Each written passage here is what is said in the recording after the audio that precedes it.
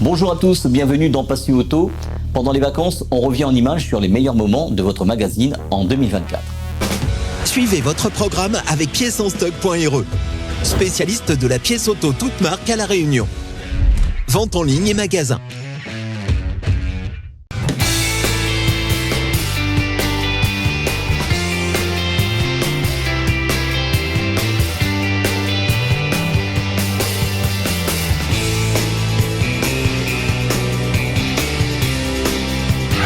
Le Mondial de l'Auto, Paris 2024, l'un des plus grands salons automobiles au monde, a eu lieu du 14 au 20 octobre dernier au Parc des Expos, Porte de Versailles à Paris.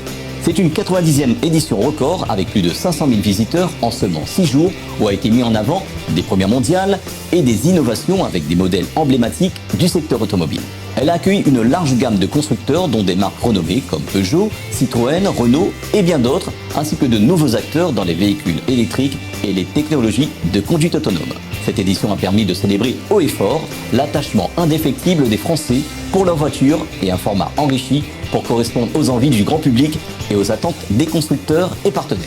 Parmi les temps forts, le salon a présenté des voitures de série, des restylages et plusieurs concept cars illustrant le futur de la mobilité. Des modèles inspirants tels que la Renault 4 e-Tech, la Peugeot i408, la nouvelle C4 et C4X et des concept cars comme la C5 Aircross Concept qui ont attiré l'attention du public. Bonjour, je m'appelle Pierre Leclerc, je suis responsable du design pour la marque Citroën. Alors c'est un salon vraiment exceptionnel pour nous parce qu'on a 5 premières mondiales aujourd'hui. Alors on a la C3 et la C3 Aircross qui ont été présentées il y a quelques mois mais qui finalement arrivent sur les routes seulement maintenant. Le C3 Aircross arrivera en janvier. On a renouvelé la C4 que vous voyez ici derrière moi, C4 et C4X avec notre nouvelle identité de face avant, d'arrière qui fonctionne extrêmement bien. On a également, alors un projet incroyable pour nous, c'est le projet AMI. AMI, c'est une voiture qui a révolutionné les routes de France, d'Europe et de pas mal de pays. C'est une voiture qu'on peut conduire à partir de 14 ans ici en France ou en Italie. Et donc beaucoup de jeunes remplacent leur scooter par cette voiture qui est vraiment fun. On a commencé il y a quelques mois à amener une nouvelle couleur qui est ce brun-gris très produit, un peu plus technique on va dire. Mais aujourd'hui on amène un tout nouveau design qui est ici, qu'on présente en 2 versions. L'AMI, simple, et également un buggy que vous voyez en mauve ici derrière, qui est fun, qui est parfait pour la Réunion parce qu'on a mis un kitesurf et donc c'est l'orientation un petit peu plus beach community et donc on a fait vraiment un objet super sympa. Et puis ce que vous allez voir derrière moi, on a également un concept qui est extrêmement important pour nous aujourd'hui, c'est le C5 Aircross. Le C5 Aircross, comme vous le savez, c'est vraiment notre voiture familiale. C'est une voiture qu'on a faite sur la plateforme Stella M et aujourd'hui on montre un concept qui est pourtant à 95% de ce que vous allez voir sur la route. Deuxième partie de l'année 2025 dans ce vert qui est juste incroyable. On est très fiers. On a aujourd'hui donc notre nouvelle identité de marque avec ce nouveau logo, une nouvelle architecture de face avant, des arrières qui sont cohérents et on comprend que sur toute la gamme, on a finalement des choses qui sont assez différentes, des identités qui sont reconnaissables mais qui ne sont pas du copier-coller d'une voiture à l'autre. Et c'est vraiment ça qu'on essaye de pousser au quotidien. Alors, ce concept car, donc Peugeot Inception Concept, représente la vision du futur que l'on souhaite pour la marque Peugeot. Et c'est une vision optimiste de la mobilité que l'on souhaite en tout cas pour Peugeot. Alors, comme vous pouvez le voir, Peugeot Inception Concept s'illustre, j'ai envie de dire, par cet extérieur extrêmement attractif, ce côté félin. Et ça, c'est vraiment quelque chose que l'on souhaite préserver pour les Peugeot de demain. Cette signature lumineuse, ces 3 griffes que l'on a déjà en production et qu'on va continuer en tout cas à illustrer sur nos futurs modèles. Mais la particularité de Peugeot Inception Concept, j'ai envie de dire, c'est cet intérieur. Et on pense que dans le futur, on a une opportunité pour décloisonner l'espace intérieur, réinventer le plaisir de conduite. Et donc, on a une particularité au sein de cet intérieur, c'est ce qu'on appelle cette Hyper Square, qui n'est plus un volant au sens traditionnel du terme. Et quelque part, on a réinventé le volant grâce à la technologie by-wire. Donc, le by-wire, c'est le fait d'avoir une liaison électronique entre le volant et les roues, ce qui permet d'avoir un brassage de volant beaucoup moindre qu'un volant classique.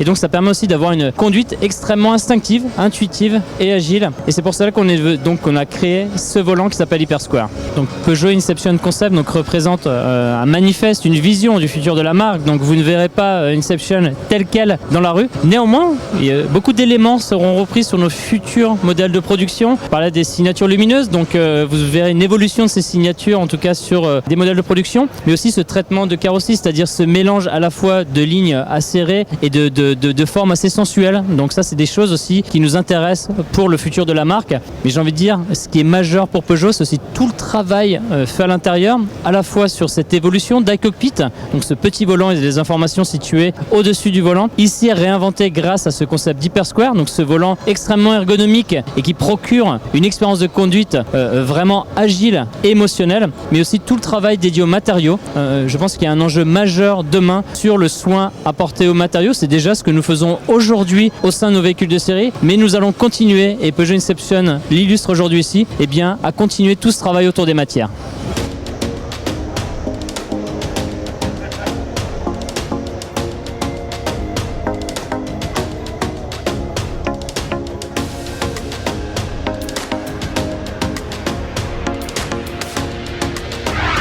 Des nouvelles marques venues de Chine sont présentes au Mondial de Paris. C'est le cas de Leapmotor qui a proposé des voitures électriques à prix accessible sur le Mondial de Paris. Bonjour, nous sommes la marque Leapmotor, une nouvelle marque venue de Chine. Nous venons en Europe cette année et nous présentons aujourd'hui nos voitures sur le salon. Le T03 est une voiture compacte urbaine. On présente aussi la C10 qui est une berline familiale. L'avantage de nos produits, de notre marque, est la haute technologie avec un confort à bord et une qualité de fabrication de nos châssis à prix abordable. Et notre mission est d'apporter de très bons produits à prix accessible. C'est notre vision du marché. Par exemple, la T03 sera proposée en France métropolitaine aux alentours de 19 000 €, soit aux alentours de 15 000 € avec la prime déduite. Des petits constructeurs sont venus aussi sur le Mondial de Paris. C'est le cas de PGO, constructeur auto à Alès, dans les Cévennes. PGO qui est l'une des dernières marques françaises de petite série. Bonjour, alors je me présente, je suis M. Bernier, je suis le directeur industriel de PGO depuis 5 ans. Depuis que l'on a eu une nouvelle direction, on a décidé de faire un renouveau de la marque. Ce renouveau passe par une association avec Pantor. Malheureusement, il ne sera pas là aujourd'hui. Pantor qui nous a amené son savoir-faire dans la construction du véhicule. Ce véhicule qui a été réalisé complètement en fibre de verre, donc en monocoque, sur une totalité d'un poids de 600 kg pour 200 chevaux. C'est-à-dire qu'on a réutilisé le moteur BMW en 1,6 litre 16 soupapes, mais qui a été boosté à 200 chevaux sur un poids de 600 kg. On est sur un véhicule qui est prévu pour le FIA, donc homologué circuit, où les premiers tours de roue et de circuit auront lieu à la fin de l'année. Ce qui était surtout important, c'est que le partenariat qu'on avait avec Pantor, c'était dans le cadre de la CAPS, c'était d'arriver à homogénéiser et faire en sorte que les éléments entre Pantor et PGO pouvaient nous apporter les réponses pour sortir un véhicule de ce type-là. Alors on a toujours 3 modèles au catalogue, donc le Speedster 2, on a le C20 qui est effectivement le plus vendu. On est toujours sur la même motorisation, mais 184 chevaux pour une tonne. Il faut savoir que les 2, 3, 4 dernières années, sous l'impulsion d'une nouvelle direction, on a décidé de faire un plan drastique d'amélioration où on a travaillé énormément sur les efforts d'esthétique, de confort, de performance, de sécurité, permettant d'arriver à un véhicule beaucoup plus apte et sur une qualité digne de ce nom pour PGO. Swear I won't forget this, why do I regret this? In my mind reckless, thoughts are feeling endless. Sitting up I'm breathless, anxiety's infectious. I feel so defenseless, betrayed and embarrassed. I hate being open, I hate being broken. I feel like an ocean filled up with emotion. Anger ain't a potion, rub it on like lotion. I can feel it soaking, reopen, the scars have awoken. En plus des nouveautés technologiques, cet événement est devenu une vitrine des avancées vers des véhicules plus écologiques avec une forte représentation de voitures électriques et hybrides. La popularité du salon témoigne d'un engouement croissant pour la mobilité durable et les nouvelles tendances du secteur. Retrouvons les équipementiers qui travaillent déjà sur les technologies des voitures de demain. Bonjour, je m'appelle Claudine Rochette, je suis en charge de la stratégie de la communication pour une des divisions de chez Valeo qui s'appelle Power. Et là, ce qu'on vous présente, c'est une chaîne de traction électrique 6 en 1. Alors pourquoi 6 en 1 ? C'est parce qu'en fait, vous allez avoir le moteur électrique, qui sont les muscles du véhicule, ça vous permet de faire rouler votre véhicule, la boîte de vitesse qui est en fait un réducteur parce que c'est une boîte de vitesse monorapport pour les véhicules électriques. Et ensuite, vous avez 4 électroniques de puissance. Et sur ces électroniques de puissance, vous avez l'onduleur qui est l'inverteur qui permet de piloter la machine électrique, le moteur électrique. Vous avez l'onboard charger qui vous permet de charger votre batterie. Et vous avez également le convertisseur DC-DC. Ça, c'est l'électronique qui fait le lien entre les deux réseaux de bord, le 12 volts et le réseau de bord 400 ou 800 volts que vous avez sur votre batterie. Et enfin, le module de distribution de puissance qu'on appelle le Power Distribution Unit. Donc c'est pour ça que vous avez 4 électroniques, le moteur et le réducteur. Ça vous fait un 6 en 1. Et l'intérêt, c'est de montrer que, en tant que systémier, Valeo, on maîtrise l'ensemble des composants du système et donc on peut optimiser les interfaces, l'intégration mécatronique et donc réduire le poids. On a un module qui fait 65 kg pour environ 190 chevaux. Alexandre Garneau, donc je suis Department Manager en innovation chez Valeo et je travaille sur la partie véhicule autonome. En particulier, on présente aujourd'hui les outils de cartographie qu'on a développés basés sur nos capteurs, notamment les lidars et les caméras. Et on montre ici par exemple la puissance de la combinaison de ces capteurs à l'aide de nos logiciels pour reconstruire l'environnement de façon très précise pour le véhicule autonome, afin qu'il puisse se localiser très précisément dans son environnement. On le montre ici avec l'Arc de Triomphe et on le montre également au niveau de la rue pour que tout le monde puisse se rendre compte de ce que c'est pour un véhicule autonome de percevoir son environnement. On peut avancer ici dans la rue et observer les marquages au sol, les piétons sur le côté, les voitures garées et ainsi bien se rendre compte de ce que le véhicule autonome arrive à capter de son environnement pour qu'il arrive à mener à bien sa tâche de conduite.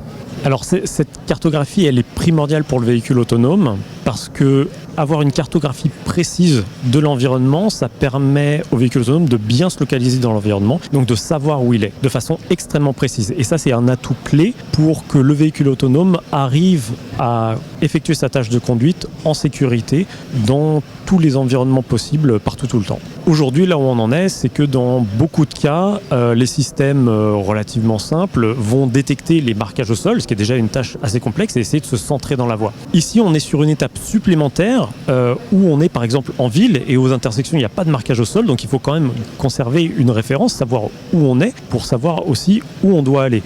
Et c'est là où l'importance de cette cartographie et de ces systèmes de localisation entre en jeu.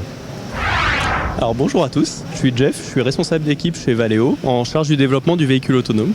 Aujourd'hui, on vous présente une technologie qui s'appelle Pantomime et l'objectif de cette démonstration, c'est de prouver qu'on peut détecter à la fois des types d'utilisateurs spéciaux comme des ouvriers de chantier ou des policiers, ainsi que leurs gestes, par exemple quand ils vont faire stop, aller à droite ou à gauche. Alors ici on l'a mis sous forme d'un petit jeu afin que le public puisse s'amuser avec, mais l'objectif final c'est vraiment le véhicule autonome pour que la voiture comprenne exactement ce qu'elle doit faire et qu'elle réagisse en conséquence.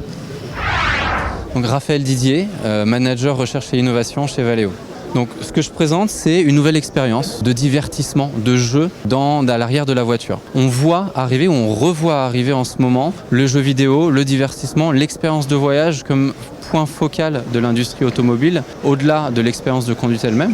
Et ce qu'on vient proposer, nous, chez Valeo, c'est d'aller au-delà de juste du divertissement comme importer la console de jeux vidéo, mais de se construire sur notre expertise des capteurs et de ce qui se passe autour de la voiture pour intégrer dans le jeu vidéo en temps réel les éléments extérieurs de la voiture. Donc on va créer une expérience qu'on appelle en réalité augmentée où le joueur, un enfant à l'arrière du véhicule qui peut s'embêter, va pouvoir jouer en temps réel et va pouvoir interagir avec son environnement, se retrouver connecté finalement avec le voyage, son expérience de voyage, beaucoup plus que s'il était sur un jeu téléphone classique.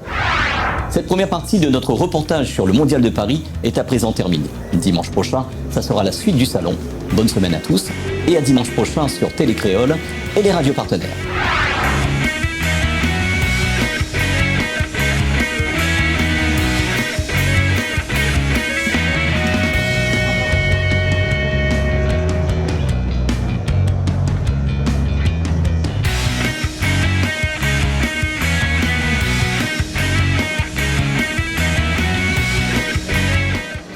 Suivez votre programme avec piècesenstock.re, spécialiste de la pièce auto toute marque à La Réunion.